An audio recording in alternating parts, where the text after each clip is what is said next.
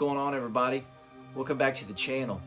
I was just sitting here and I thought I would ask you guys a question today because 2023 is officially over.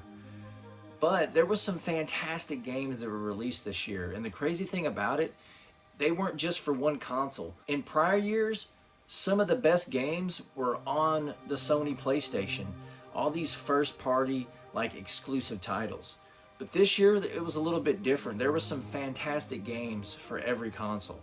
So there was a nice wide variety of different games to play that were all fantastic. The Game of the Year awards happened, and everybody probably knows how that went for Game of the Year. But I wanted to ask you guys, what's your Game of the Year for 2023?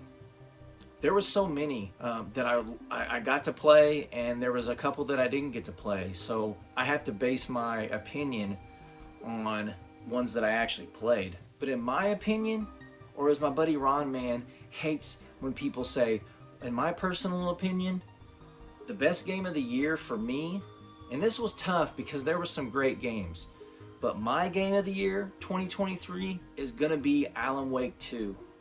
And I love that, and it pains me to say that at the same time, because Alan Wake 2 is a fantastic game.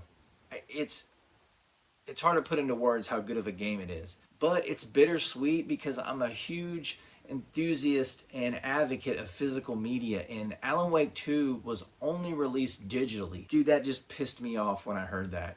And I kind of like boycotted it and didn't play it for a while just because of that. I was so mad that they did that because I wanted to own it physically. But I had to break down when it went on sale and I picked it up digitally. And to say that I'm glad that I did would be an understatement. This is the game of the year for me. From the story, from the level design, the graphics, the audio, just everything is fantastic about that game. It's hard to put into words. If you haven't played it, or if you've played the first one, it's like 25 times better than the original Alan Wake. It was tough because there was a lot of good games this year.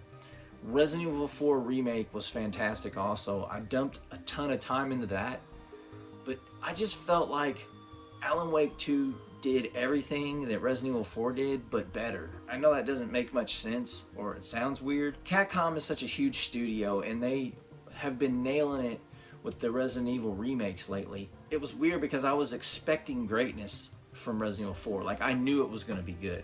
I wasn't hyped when I played it and it was fantastic. If you've ever played the original Alan Wake, it's very flawed.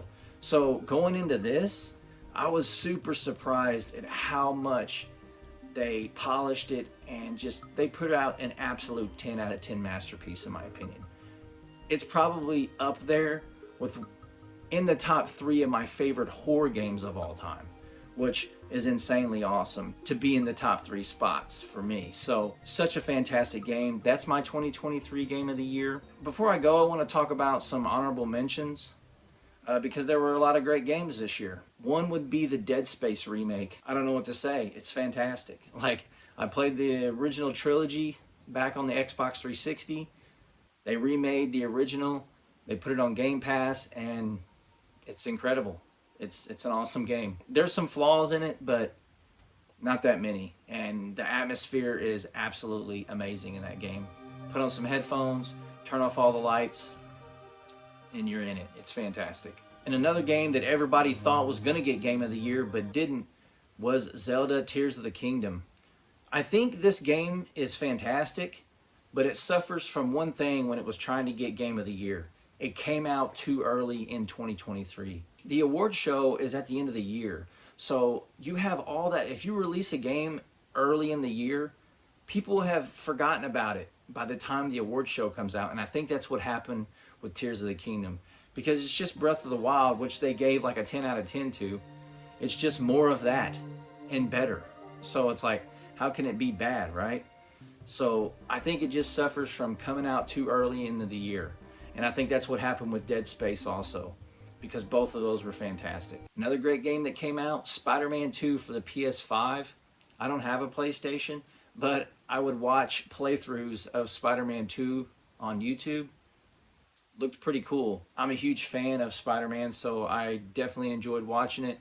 It looked pretty good. Some people say there was a lot of glitches, which there were, and they say there's some flaws in the game, but I thought it looked pretty good myself, but there is some flaws in it, and I'm sure that's what hurt it when people were talking about Game of the Year. Another great Switch game that came out this year was Super Mario Wonder. A lot of people love this game. It was pretty good, or as my buddy Ron Man would say, the best 2D Mario game ever. I'm just fucking with you. There's no way Ron would say that. We've already had multiple conversations about how that's not true. Super Mario World is the best and will always be the best Mario game ever released. So those are my thoughts, guys. Let me know in the comment section, what's your favorite game of 2023? Like I always say before I end the video, we all can't help everybody, but everybody can help somebody. Take it easy, y'all. Keep on reminiscing, baby. Peace out.